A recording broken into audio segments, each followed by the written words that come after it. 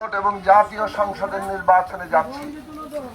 আপনারা সবাই গণভোটে হ্যাঁ ভোট দিবেন।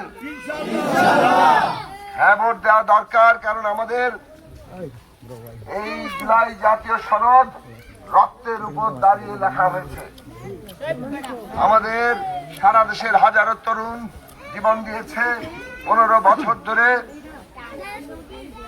নানা অত্যাচার, জেল জুলুম, হুলিয়া, গুম, খুন মোকাবেলা করে এই লড়াই তৈরি করতে হয়েছে।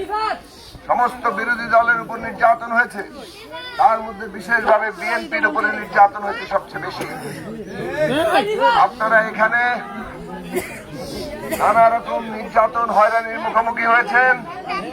আবার একই সাথে হয়েছিল, কাজেই এই সব নির্যাতন মোকাবেলা করে আজকে আমরা একটা সুযোগ পেয়েছি। কি সেই সুযোগ? ভোট দেওয়ার সুযোগ পেয়েছি। এবং এই ভোটের মাধ্যমে একদিকে গণভোটে হ্যাঁ দিবেন, আরেকদিকে যখন সংসদ নির্বাচনের ভোটটা দিবেন সারা দেশে বিএনপি, গণসংহতি সহ যুগপৎ জোটের প্রার্থীদের ভোট দিবেন। বেশিরভাগ জায়গায় ধানের শীষের প্রার্থী আছে, কোন কোন জায়গায় যুগপৎ জোটের অন্য প্রার্থীরা আছে, যেমন বাঞ্ছারামপুরে মাতলা মাখার প্রার্থী।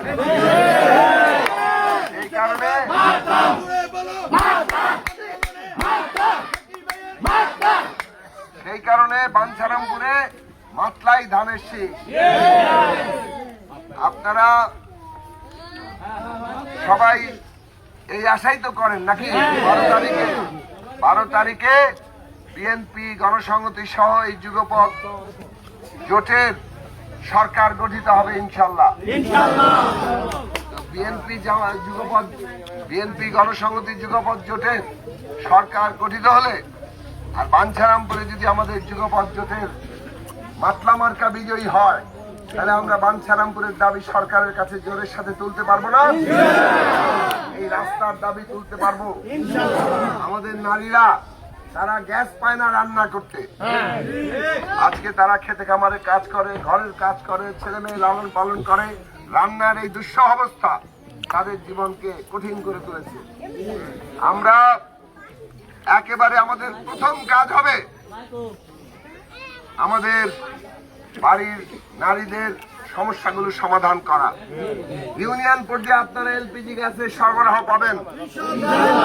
রাস্তাঘাট আমরা অগ্রাধিকার ভিত্তিতে ঠিক করব। এর বাইরেও আমাদের আরো অনেক বড় কাজ করতে হবে। এই মেঘনার ব্রিজ, মেঘনার পাড় ধরে বেড়িবাঁধ, আমাদের শিল্প কলকারখানা, আমাদের কৃষিতে নানা ধরনের বিনিয়োগ, যেগুলো আমাদের প্রবাসীরা বাঞ্ছারামপুরে যারা প্রবাসী তারাই থাকবে, তারাই এটা করতে পারবেন। আমাদের শিশুদের জন্য, আমাদের তরুণদের জন্য শিক্ষা, স্বাস্থ্য, আমাদের কর্মসংস্থান, তাদের বিভিন্ন প্রযুক্তির বিষয়ে প্রশিক্ষণ, তারা যাতে নিজেরাই উদ্যোক্তা হতে পারে, বিভিন্ন জায়গায় তারা চাকরি পায়, সেই সমস্ত ব্যবস্থা আমরা করতে চাই। আমাদের নদী নালা খাল বিল রক্ষা করতে চাই। আমাদের কৃষক, আমাদের শ্রমিক, মেহনতি মানুষ, খেটে খাওয়া মানুষ, তাদের ন্যায্য হিস্সা আমরা আদায় করতে চাই।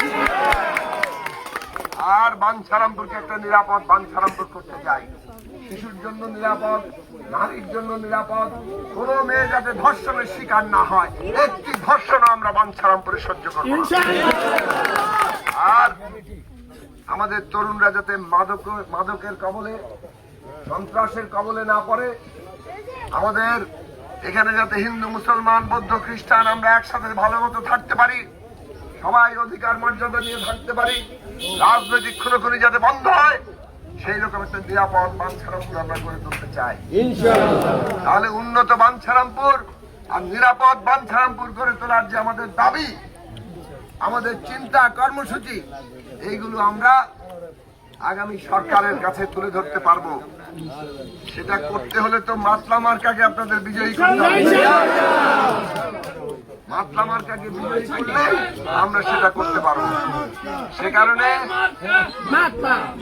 কারণে এখন আপনাদের কাজ হচ্ছে, আজকে আমি সারাদিন বাহেস করে ঘুরবো, কিন্তু কাল থেকে আপনারা প্রত্যেকেই ঘরে ঘরে আবার যাবেন, এই মাতলা মার্কাকে ভালো করে চিনিয়ে দেবেন।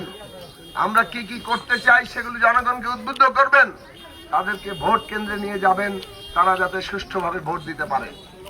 আর একটা কথা বলে যাই, অনেকে ফন্দি ফিকির করছেন যাতে ভোটে তারা কারচুপি করে তারা নিজেদের পক্ষে ভোট নিতে পারে।